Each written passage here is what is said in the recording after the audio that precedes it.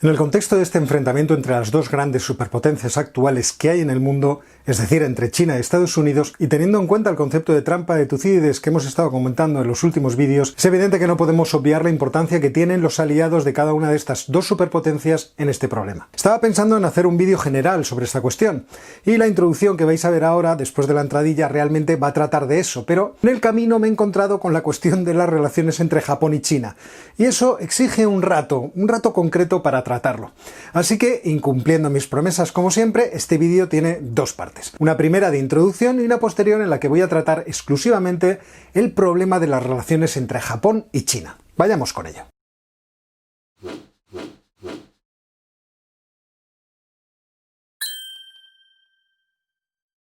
Dentro de la gran estrategia que está siguiendo China en la actualidad, uno de los elementos más importantes es la pacificación de su zona de influencia, es decir, del sudeste asiático.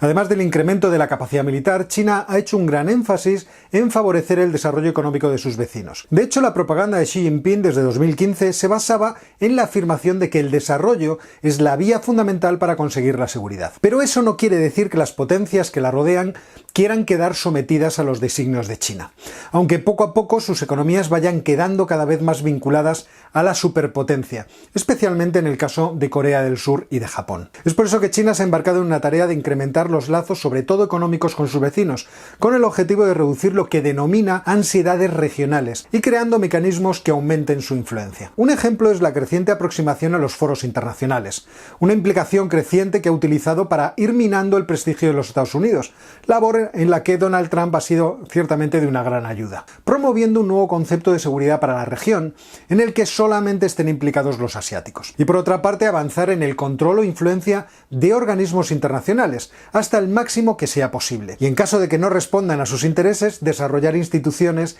alternativas en las cuales los Estados Unidos tengan muy poca posición o muy poco que decir. Por ejemplo, esto fue la iniciativa de los BRICS, es decir, integrar a Brasil, Rusia, India y Sudáfrica dentro de un sistema de interacción política, diplomática y económica que tenía obviamente el sentido de rivalizar con el sistema de interrelación internacional liberal. Y así puede entenderse la existencia de nuevos mecanismos, como por ejemplo el nuevo Banco de Desarrollo, una alternativa al Banco Mundial y al Fondo Monetario Internacional, o por ejemplo a la Asociación Integral Regional, la RCEP, que extiende la zona de libre comercio de la ASEAN a los países que tenían acuerdos con algunos de sus miembros, o por ejemplo el Banco Asiático de Inversión en Infraestructuras, lanzado por China en 2015 y que muchos ven como un rival del Banco de Desarrollo de Asia, y que es claramente complementario de la iniciativa OBOR, es decir, One Belt, One Road, en el sentido de que está orientado a la financiación de infraestructuras que van a fomentar el comercio entre Asia, Europa y África. En este juego de limitar la influencia de Estados Unidos, China también ha fomentado foros de cooperación entre Arabia y China y entre África y China, tejiendo de esta forma alternativas de gobernanza mundial. Esto querría decir que su participación en los foros creados después de la Segunda Guerra Mundial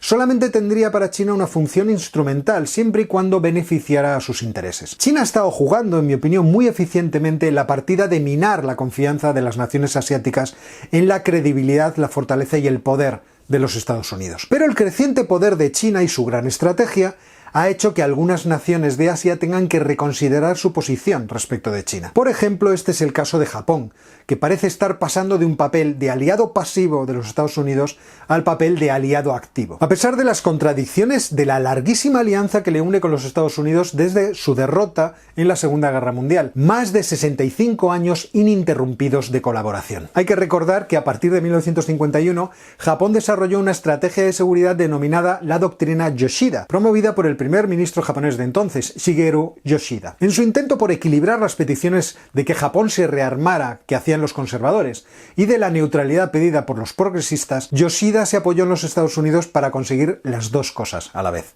Con las bases americanas conseguía proteger el territorio japonés de la amenaza del bloque soviético y por otra parte conseguía liberar el presupuesto público japonés de un gasto muy intenso en defensa que podía usar en la reconstrucción del país. Cuando el deseo de los Estados Unidos fue que Japón se involucrara más en su defensa, fue el artículo 9 de la Constitución el que lo impidió. Japón aspira sinceramente a una paz internacional basada en la justicia y el orden. el pueblo de Japón renuncia para siempre a la guerra como un derecho soberano de la nación, y a la amenaza o al uso de la fuerza como medios de arreglar disputas internacionales y, en segundo lugar, afirma que, en orden a obtener este objetivo, nunca se mantendrán fuerzas terrestres, marinas y aéreas así como otros instrumentos de guerra. El Estado nunca reconocerá el derecho a la beligerancia. Por eso Japón tiene fuerzas de autodefensa y no fuerzas armadas. Pero claro, esta política produjo una dependencia en términos de defensa respecto de los Estados Unidos. Los sucesores del presidente Yoshida enfatizaron mucho el aspecto humillante que tenía esta política, ya que quien los había derrotado utilizando el arma nuclear además se había convertido en el tutor de Japón. Es más, los Estados Unidos forzaron a Japón a responsabilizarse del gasto de las bases norteamericanas a partir de los años 70. Así que para combatir el crecimiento militar chino y una posible, incluso diría yo, previsible evolución de la gran estrategia geopolítica china que implicara una posición más agresiva, Japón ha acelerado el proceso, vamos a decir, de normalizar su ejército, para convertirlo en fuerzas armadas, no en fuerzas de autodefensa. Ese proceso en realidad dio comienzo con la invitación a participar en la Guerra del Golfo de 1990, aquella que se organizó para liberar Kuwait de la invasión de Irak. Los japoneses, impedidos por el artículo 9 de la Constitución, solo participaron económicamente, financiando con 13.000 millones de dólares la campaña del Golfo. Esta humillación, que sintieron como tal especialmente los militares, tuvo como resultado la ley en relación a la cooperación con las operaciones de mantenimiento de la paz de las Naciones Unidas que promulgó el Parlamento japonés en 1992 y que permitió a partir de entonces el despliegue de tropas japonesas fuera de su territorio. La caída del muro de Berlín y el fin de la Guerra Fría transformó también mucho las cosas. Japón comenzó a preguntarse si era necesario, en un mundo sin la amenaza soviética, seguir siendo un apéndice de la estrategia de defensa de los Estados Unidos. Además, el mundo, tal cual es su costumbre, comenzó a complicarse de otras maneras. Por ejemplo, con la crisis nuclear de Corea del Norte de los años 93-94, cuando Corea del Norte se negó a permitir las inspecciones de la Agencia Internacional de Energía, a pesar de haber firmado un acuerdo en 1992 en ese sentido. La administración de Bill Clinton puso en marcha sanciones económicas, y esto puso a esa región al borde de una crisis nuclear. Pero sobre todo la crisis del estrecho de Taiwán dejó claro que Japón no era capaz de enfrentarse a este tipo de roces sin el apoyo de Washington. Después vinieron los test nucleares chinos del 95, los test de misiles que comenzó a hacer Corea del Norte en el 98 y en general la situación en toda la región del Indo-Pacífico, que se calentó mucho cuando en el 98 accedió al poder en la India el Partido Nacionalista Hindú, que es el partido que actualmente gobierna este país, el Bharatiya Janata Party, que decidió realizar 2 test nucleares el 11 y el 13 de mayo del 98, con un código que se llamaba Shakti 98, detonando 2 artefactos de 43 kilotones, que fueron respondidos entre el 28 de mayo y el 30 de mayo de ese año por Pakistán, con 6 test nucleares por su parte, de entre 30 y 35 kilotones. La bomba de Hiroshima, os recuerdo, tuvo una potencia de 16 kilotones. Así que Japón comenzó a desarrollar una relación ambivalente con China, que por una parte crecía en términos económicos, pero que por otra se hacía cada vez más desconfiada en términos geopolíticos. Un malestar entre ambas naciones que crecía por diversos motivos. Pekín comenzaría a realizar incursiones navales en aguas territoriales japonesas a partir del año 2004, cosa que se supo cuando se detectó a un submarino nuclear chino de la clase Han atravesando aguas japonesas. Así que los idilios entre los dos países en realidad eran breves. Si en el año 2000 Japón apoyaba la entrada de China en la Organización Mundial del Comercio, a partir de 2010 las cosas cambiaban por la disputa por las islas Diaoyu Senkaku. En realidad el malestar venía desde muchísimo antes, lógicamente. El pasado de las invasiones japonesas durante la Segunda Guerra Sino-Japonesa y las barbaridades cometidas por el ejército imperial japonés se convirtieron en una corriente de opinión muy hostil en China. Recordemos, por ejemplo, que el ejército imperial japonés utilizó guerra química y biológica, y que muchas de esas armas habían quedado abandonadas en el vasto territorio chino y seguían produciendo víctimas. El incidente más grave tuvo lugar en el año 2003 en la ciudad de Qiqihar, cuando unos trabajadores de la construcción encontraron 4 cápsulas de gas mostaza y, sin saber a qué se enfrentaban, decidieron abrirlas. 1 murió y 37 sufrieron daños muy graves. Inmediatamente se activó en China un movimiento ciudadano a partir de una organización no gubernamental llamada Alianza de los Patriotas, recabando firmas y exigiendo que los japoneses se disculparan por su pasado, pero que también aceptaran la responsabilidad de pagar reparaciones a sus víctimas. Las negociaciones entre el gobierno japonés, del primer ministro Koizumi y del presidente chino Hu Jintao, acordaron pagar a las víctimas 300 millones de yenes directamente a través del gobierno chino. Y finalmente están las islas Diaoyu y Senkaku. Las islas pertenecen a Japón desde el Tratado de Shimonoseki en 1895, y China asegura que se las arrebataron por la fuerza, por lo tanto ningún tratado es válido en estas circunstancias y habría que devolvérselas. Pero Japón, que las ocupa desde tiempo inmemorial, afirma que, cuando lo hizo, ese territorio no era reclamado por nadie y se ampara en otro tipo de legislación internacional. En cualquier caso, estas islas eran de propiedad privada y movimientos conservadores japoneses hicieron un crowdfunding para comprarlas para el Estado, forzando que fuera el Estado el que tuviera que expropiarlas. Por su parte, en China se hizo otro crowdfunding, pero este para armar una pequeña flotilla que tomara posesión de las islas. Esta flotilla fue interceptada por la Guardia Costera japonesa y los navegantes fueron encarcelados, creando un incidente diplomático. Lo que no esperaban estos activistas es que, al ser liberados y llegar a China, el gobierno chino no estuviera muy feliz con su acción, les prohibiera hablar con la prensa y les advirtiera de que no volvieran a hacer incursiones de este tipo. Por terminar con el largo rosario de agravios, el último elemento quizá de conflicto fue cuando China se opuso a que Japón tuviera un puesto permanente en el Consejo de Seguridad de las Naciones Unidas. Y lo hizo bajo el argumento de que esto podría incitar la vuelta de Japón a una política armamentista. Todo ello os podéis imaginar que desembocó en oleadas de indignación en China, y en la respuesta también indignada de los ciudadanos japoneses cuando el presidente Koizumi decidió hacer un acto público de reparación y disculpa a los chinos. Los diputados conservadores de su propio partido protestaron visitando el templo de Yasukuni. El santuario gestiona un museo sobre la historia del Japón en honor de los soldados que lucharon por el país del sol naciente. En cualquier caso, y desde el gobierno de Shinzo Abe se comenzaron a desarrollar planes defensivos que en realidad tenían por objetivo crear una capacidad militar suficiente para hacer frente a posibles conflictos que se produjeran en la zona. Shinzo Abe comenzó a tejer una alianza más amplia con países como Australia, la India o, por ejemplo, Filipinas. Se levantó el veto a la exportación de armas, se establecieron los criterios para la venta de armas y su producción,